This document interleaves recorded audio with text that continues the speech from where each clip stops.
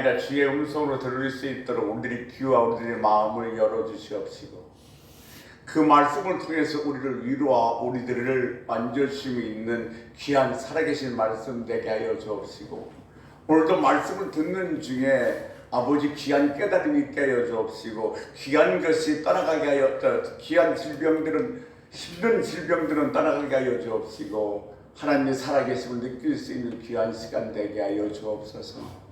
오늘도 부족한 종을 도구로 사용해 주시니 감사합니다. 오직 주의 말씀만 전하게 하여 주옵소서. 감사하며 살아계신 우리 주 예수 그리스도 이름으로 간절히 기도 올려옵나이다. 아멘. 주의 이름으로 환영하고 사랑하고 축복합니다. 계속해서 우리는 사무엘상 7장을 중심해서 다윗에 대해서 생각해 보고 있는데 추수감사절 전까지 다윗에 대해서 한번 깊게 더 생각해 보려고 합니다. 성령에 사로잡혀서 평생 복음을 전하는 일에 일생을 바쳤던 조지 휘필드라는 목사가 이런 말을 했습니다. 나는 녹슬어 없어지기보다는 달아 없어지기를 원한다. 아멘. 하지만 이는 우리들이 각오와 우리들의 부지런함으로는 이룰 수 없습니다. 하나님께서 선택해 주지 않으면 우리 인생은 허무하고 허탈할 수밖에 없는 게 우리 인생입니다. 그렇다면 하나님은 어떤 사람을 통해서 그 영광을 나타나실까요? 하나님은 전능자이시기 때문에 아무나를 다 사용하십니다. 그러나 하나님은 모든 일을 누구나를 택하여 모든 일을 하실 수 있습니다. 그러나 아무나는 택하지 아니하십니다. 하나님은 준비된 사람을 쓰십니다. 다윗이 골리앗을 물리칠 수 있었던 이유도 그는 철저하게 준비되었던 사람이기 때문입니다. 성경은 사무엘상 17장 50절에 보면 다윗이 이같이 물매와 돌로 블레셋 사람을 이기고 그를 쳐 죽였다고 기록되어 있습니다. 목동 다윗은 평소 그 냇가에 있는 돌을 주워 호주머니에 넣고 다니면서 사자나 곰이 나오면 물매질을 하면서 그 곰과 사자를 내쫓았습니다. 여러분, 목동 다윗의 하루의 생활을 한번 생각해 봅시다. 상상해 봅시다. 아침에 일찍 양떼를 데리고 들판으로 나갑니다. 그러면 그 허들판 속에서 하루 종일 말할 상대가 없습니다. 얼마나 무료 있겠습니까? 어쩌면 다윗은 들판 한 구석에다가 돌더미를 쌓아놓고 그 돌이 다 없어질 때까지 이 물매로 돌을 던지는 연습을 하면서 시간을 보냈을지도 모릅니다. 이 물매질이야말로 갑자기 나타난 위험 상황에서 양떼를 보호할 수 있는 유일한 방법이기 때문에 그렇습니다. 마침내 다윗은 그 누구도 따라갈 수 없는 이 물매질의 명사수가 되었습니다. 타겟 추적을 불허합니다. 다른 어떤 것보다도 이 다윗은 이 물매질만은 자신이 있었습니다. 이 골리앗을 향해서 나가던 이 다윗에게 사울 왕은 노트구와 갑옷과 칼을 줍니다. 근데 다윗은 그것을 다 내어버리고 자기 손에 익숙한 시냇가의 돌과 막대기와 물매를 가지고서 골리앗 앞으로 달려갑니다. 이유가 뭐예요? 그는 칼을 사용할 줄 몰라서 했을까요? 아닙니다. 왕이 주는 단단한 무기보다도 돌과 물매가 훨씬 그의 손에 익숙했기 때문에 그렇습니다. 오늘 우리 눈에는 이 물매가 보잘것없이 보일지도 모르겠습니다. 하지만 당시의 이 물매는 전쟁에서도 쓰였음을 성경에서는 알 수가 있습니다. 사사기 20장 16절 말씀에 보면 용사적에서 왼손잡이가 700명이 있었는데 그들이 돌로 물매질했을 때 하나도 빗나가는 것이 없다고 이야기를 하고 있습니다. 이게 그 정도로 전쟁에서 유용하게 쓰여졌던 것이 이 물매질입니다. 근데 지금 이 다윗이 돌과 물매를 가지고 나갔다. 이것은 어떤 것을 의미하고 있냐면 다윗의 준비됨입니다. 목동 다윗은 물맷돌로 목표를 맞추는 데는 잘 훈련되어 있고 준비되어 있었습니다. 하나님은 준비된 자를 쓰십니다. 하나님은 준비된 자에게 은혜를 베푸십니다. 여러분, 내게 없는 것이 아니라 내 손에 있는 것, 내게 익숙한 것, 그걸 가지고 하나님께서는 나를 사용하시고 기적을 일으키신다는 말씀입니다. 아멘. 하나님은 홍해를 가렸을 때도, 반석에서 물을 날 때도 다른 것이 아니라 모세의 손에 있는 지팡이를 사용하셨습니다. 5,000명을 먹이는 이 오병의 기적에서도 다른 것이 아니라 어린아이 보리떡 5개와 물고기 2마리로 5,000명을 먹이는 기적을 일으키셨습니다. 그러니까 지금 내 손에 있는 것, 뭐 없는 것 아니라 지금 내 손에 있는 걸 가지고 하나님은 기적을 베푸십니다. 내게 익숙한 그것을 가지고 승리하도록 만드십니다. 내게 없는 것 가지고, 없는 것 만들어 가지고 나가려고 하지 마십시오. 하나님이 내게 주신 은사와 탤런트를 사용하십시오. 소명의 시인은 여러분도 잘 아시다시피 뇌성마비 환자입니다. 좀 고통스럽죠. 그런데 몇 년 전부터 그 목 디스크와 노화가 와서 이 전체가 마비가 와서 더 훨씬 더 고통 중에 있다고 합니다. 그런데 그가 그 고통 중에 살아가면서 자기 육체에 고통을 주는 그것을 정말로 힘들어 어려워하는 것이 아니라 하나님께서 내게 주신 것에 집중하면서 그 내 육신의 골리앗 같은 그 고통을 향해서 도전해가는 삶을 매일매일 살아가고 있다고 합니다.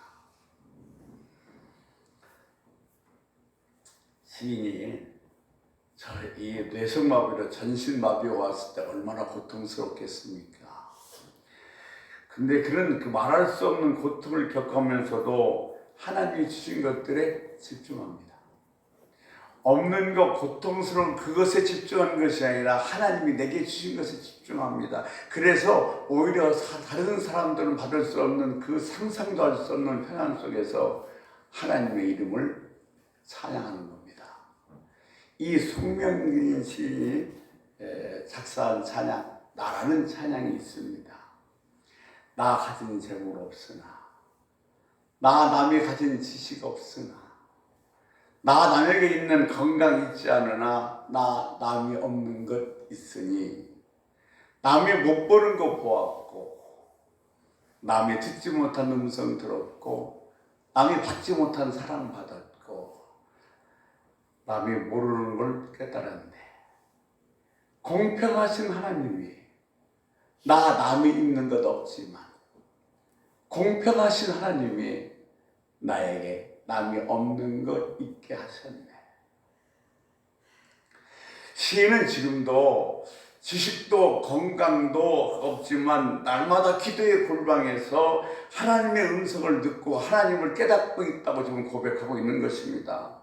실제로 그는요, 휠체어를 타고서 1,500회 이상의 그 강연을 했고, 뒤틀어진 손목 갖고서 24권의 책을 펴냈습니다. 손명의 시인은 낭망하지 않고 하나님께서 자기에게 주신 것을 가지고 자기 인생의 골리앗과 같은 그 고통을 날마다 도전해 나가는 삶을 살아가고 있는 것입니다. 하나님은 바로 그분을 찾습니다. 하나님은 어떤 사람을 찾으십니까? 내가 살고 있는 이 현실에, 이 현장에 충실한 사람입니다. 나에게 익숙한 그 일을 하면서 내가 익숙한 그 일을 열심히 하는 것이 하나님을 위한 일을 준비하는 가장 중요한 준비라는 사실을 잊지 마십시오. 하나님이 언제 그 종 다윗을 선택하셨습니까? 시편 78편 70절 71절 말씀에 보면 베들레헴 들판에서 목숨을 걸고 양떼를 지키는 한 목동을 보았습니다. 양떼를 지키기 위해서 매일같이 물맷질을 연습하는 목동 다윗을 보셨습니다. 하나님은 그 다윗을 보고 그 다윗을 골리앗 앞에 세우셨고 이스라엘의 왕으로 기름을 부으신 겁니다. 여러분, 지금 내 앞에 있는 골리앗을 물리치고 싶습니까? 나를 정말 힘들게 하고 어렵게 하고 나를 주눅들게 만드는 그 골리앗을 물리치고 싶습니까? 아니면 영적 싸움에서 승리하고 싶습니까? 아니면 한 시대 하나님의 손에 붙들려서 아주 영광스럽게 쓰임받기를 원하십니까? 그렇다면 내게 없는 거 보지 마십시오. 그리고 남에게 있는 거 부러워하지 마십시오. 내가 처한 상황을 불평하지 말고 그 내게 지금 주어진 일을 사랑하고 그 일에 성의를 보이십시오. 내가 처한 상황을 내가 날마다 하는 그 일을 여러분 절대로 시시하게 여기지 마십시오. 사실 제가 이 말씀을 준비하면서도 저한테 주신 정말 하나님의 귀한 음성이 있었어요. 매일 얼마 안 되는 성도들이 데리고 예배를 드리고 있지만 이걸 절대로 우습게 여기지 말라는 거예요. 시시하게 여기지 말라는 거예요. 이걸 최선을 다해서 하는 것이 하나님의 일을 준비하는 최고의 준비라는 겁니다. 여러분, 내가 지금 하고 있는 이 일이 언젠가 하나님이 쓰실 그날을 위해서 오늘 하는 이 일이 최고의 준비임을 잊지 마십시오. 아멘. 세계적인 발레리나 강수진 국립발레단 예술 감독은 19살 최연소로 그 당시 아주 유명한 슈르가르트 발레단에 최연소로 입단하게 됩니다. 그는 1896년 10년 만에 최고 무용수가 되었고 1999년도에는 무용계의 노벨상이라고 불리고 있는 브루아드 바단스라는 상을 동양인 최초로 받게 됩니다. 그는 매일 19시간씩 연습을 했고 토슈즈, 발랄 때 신는 슈즈를 하루에 4컬레씩 바꿔 주었다고 합니다. 한때 인터넷에서 전 국가 축구 대표 선수였던 박지성 선수와 이 발레리나 강수진 감독의 울퉁불퉁한 발이 화제가 된 적이 있습니다. 발이 울퉁불퉁하고 너무 못생겼습니다. 그런데 그들은 그 발을 도저히 창피하게 여기지도 않았고 부끄러워하지도 않았습니다. 왜냐하면 그들은 자기에게 주어진 하루하루를 어떻게 채워졌는지를 보여주는 발이었기 때문에 그렇습니다. 이영표 전 국가 축구대표 선수는 남보다 키가 작았습니다. 저 남보다 빨리 달리기 위해서 매일 줄넘기를 1000개씩 했다고 합니다. 처음엔 100개씩 10번 했는데 2년을 하다 보니까 2단 뛰기로 한꺼번에 1000개를 할 수 있었다고 합니다.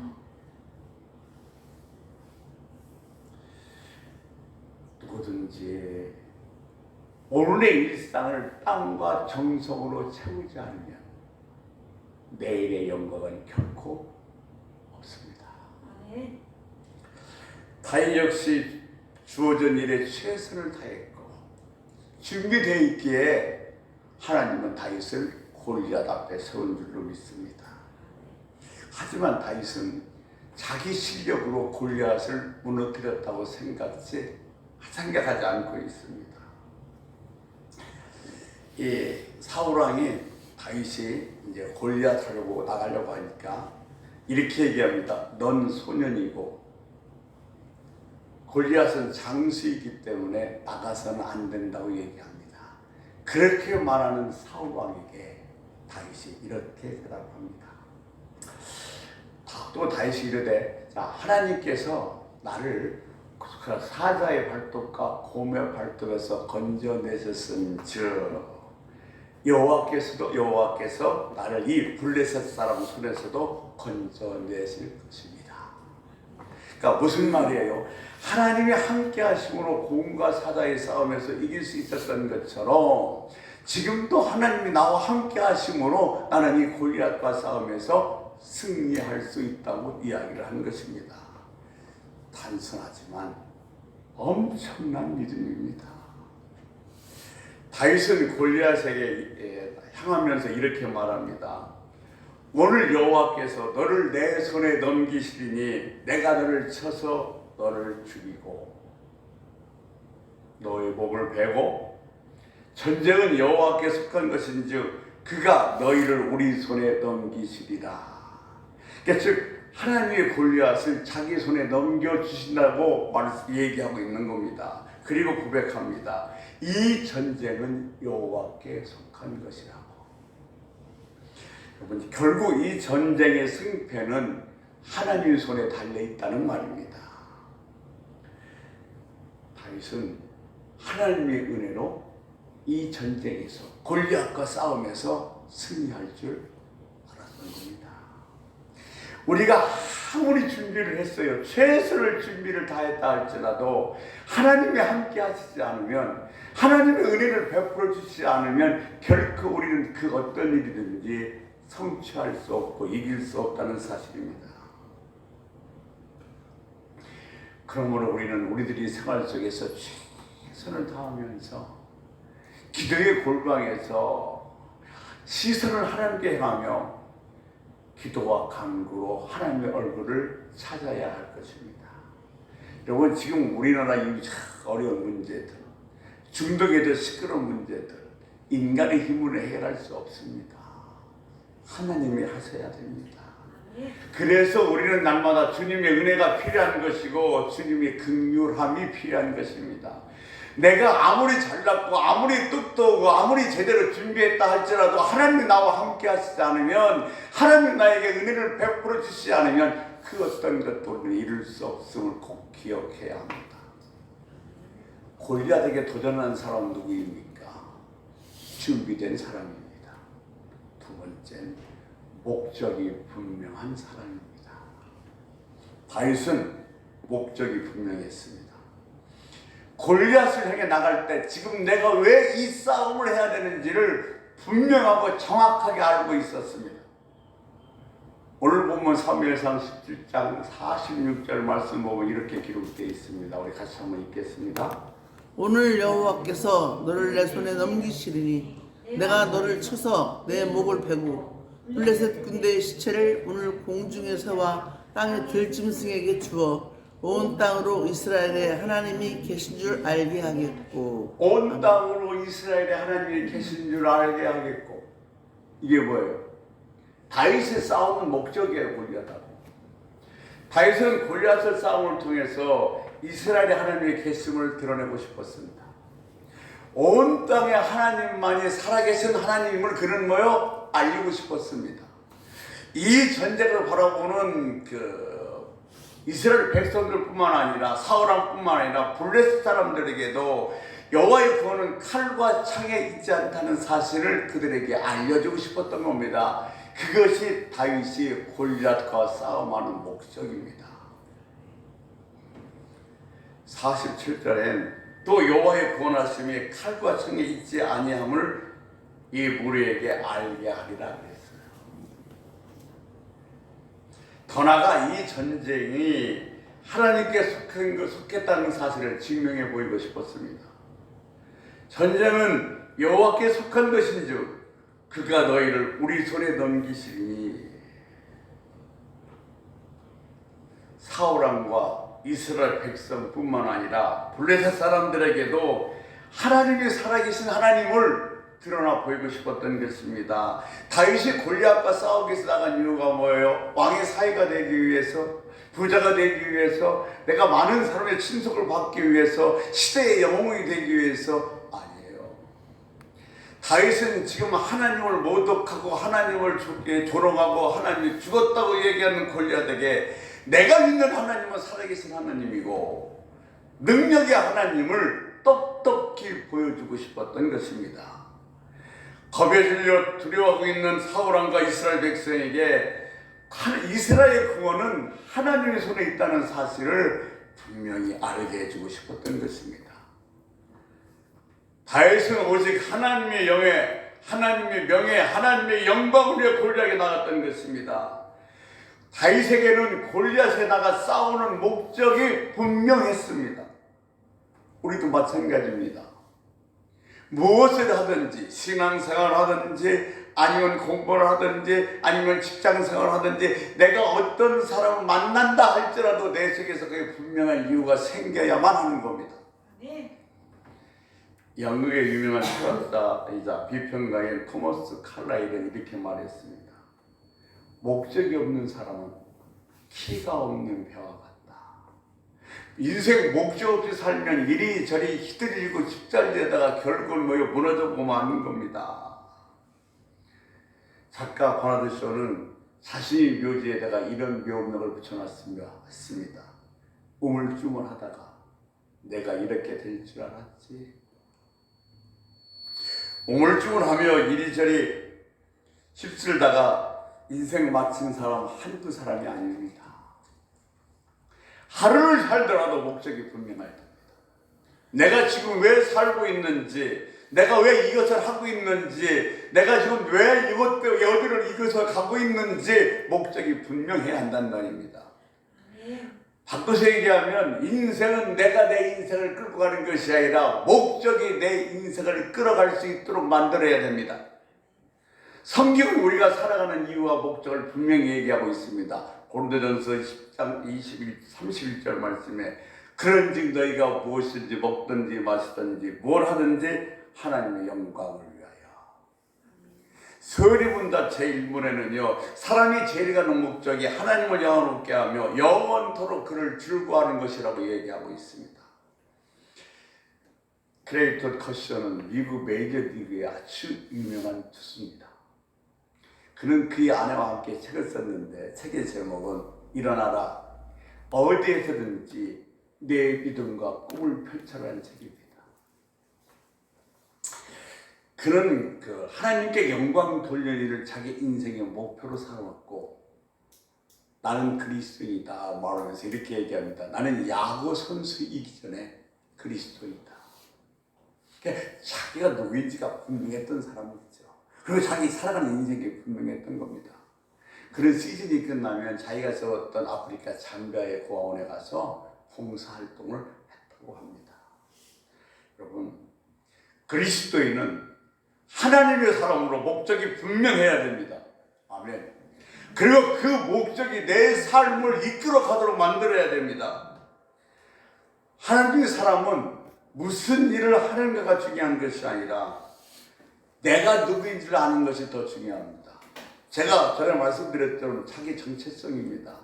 내가 얼마나 아름답고 멋지고 괜찮은 일을 하는가가 중요한 것이 아니라 내가 누구인지를 아는 것이 더 중요하다는 사실인 것입니다.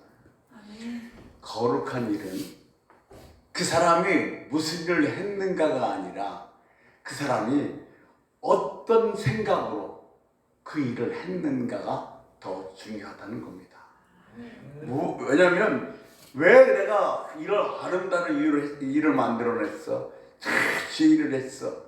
그것이 거룩한 것이 아니라 그 일을 어떤 생각으로 왜 했는지가 훨씬 더 중요하다는 겁니다.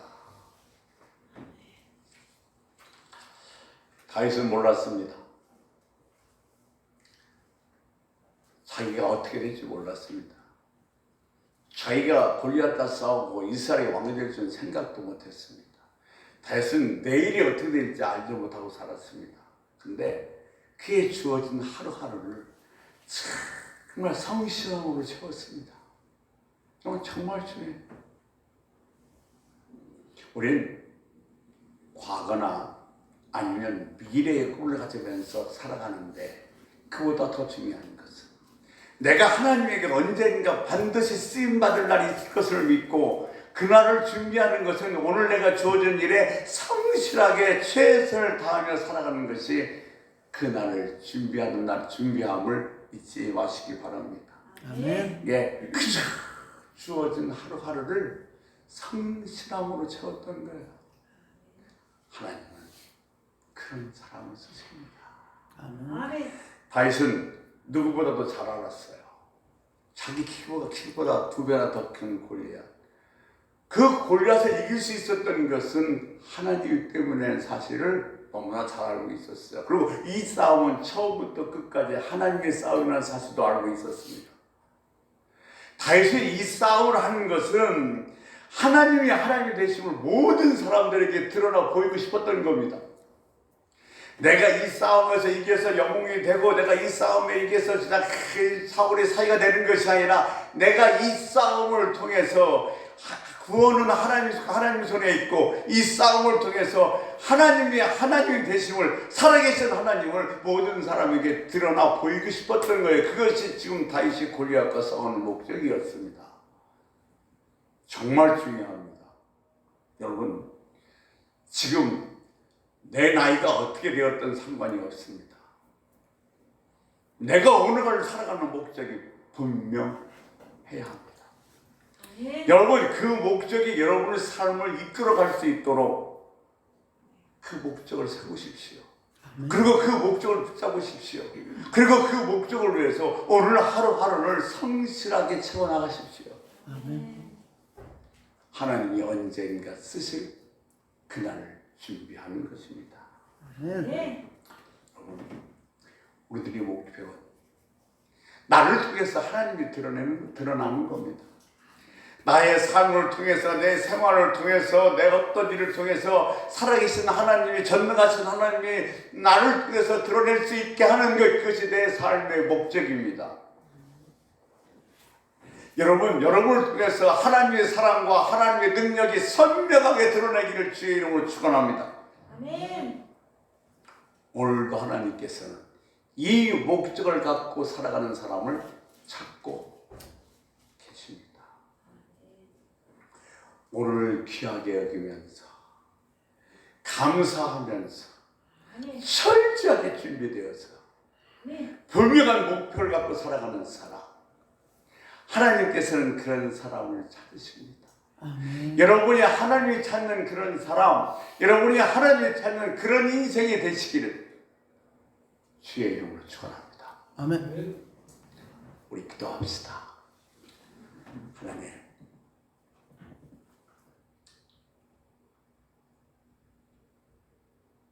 목표가 분명한 삶을 살아가기 원합니다.